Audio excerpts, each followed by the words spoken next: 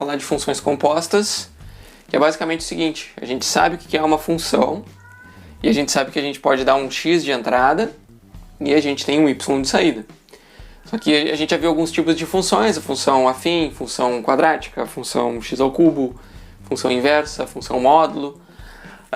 Existem outras funções, obviamente, mas essas aqui são as mais básicas. Aí o que a gente vai fazer é o seguinte, ó, a gente pode ter combinações dessas funções. Como assim? Por exemplo, a gente sabe que a gente tem a função vamos pensar na função x ao cubo, né? A função x ao cubo, por exemplo, a função x ao cubo, a gente está dando de entrada o x, mas a gente poderia dar, por exemplo, uma função afim. Digamos que a gente tem uma g de x, que é um 2x mais 1.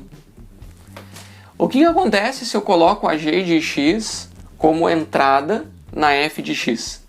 A gente pode ter a f de g de x. Como é que é a f de g de x? A entrada na f é o x e a g é 2x mais 1. Então, no lugar do x, a gente põe 2x mais 1 e aí a f é o x ao cubo. Então, a gente pega a g como entrada na f, ok? Então, isso aqui é uma função composta. E a gente pode representar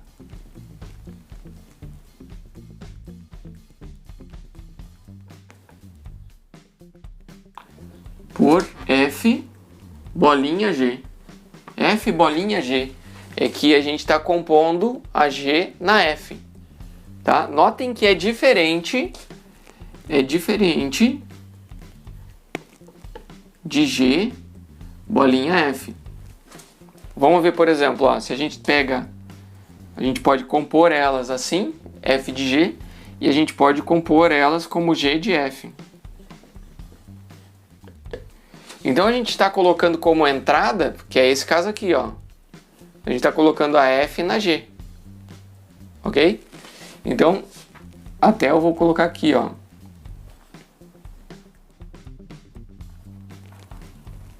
Essa daqui é a f bolinha g. E aqui a gente vai fazer a g bolinha f. Então a gente está colocando a f dentro da g. No lugar do x da g, quem que é a entrada da g? É o x. No lugar do x a gente vai pôr x ao cubo. Então a gente fica com 2x ao cubo mais 1. Ó, vejam como é diferente. Certo?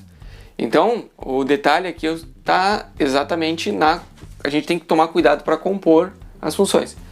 A gente poderia ter mais uma g, por exemplo, módulo de x. E aí, o que acontece se a gente coloca a g, uma h, né, como sendo módulo de x, função modular? A gente pode, por exemplo, pegar a h e compor com a g de f. Então a gente está fazendo aqui, ó, a h. Dentro da h a gente coloca a g de f. Dá para fazer composição dentro de composição. E aí que função que a gente encontra aqui, ó? Só que a f é de x, né? Então a gente coloca a f dentro da g e obtém o 2x ao cubo mais 1. E aí depois a gente pega esse 2x ao cubo mais 1 e coloca como entrada na h. Então a gente está tirando o módulo de 2x ao cubo mais 1. Certo? Então a gente percebe que isso daqui é uma função composta. Tá? É uma função composta, sendo que a gente pode identificar a f como x ao cubo, a 2x mais 1 como a g, né? E o módulo de x como h. E a gente pode fazer isso para várias funções. A gente pode pegar a raiz, a gente pode pegar uma função h, f de h, eu posso pegar uma função u de x e ter 1 sobre x, pegar a função inversa.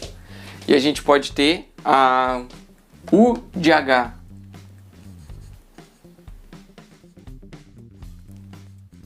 Então a gente está colocando a h dentro da u. A h dentro da u no lugar do x da u a gente coloca a função h. Então a gente fica com aqui a u de h de x, a gente fica com 1 sobre o módulo de x.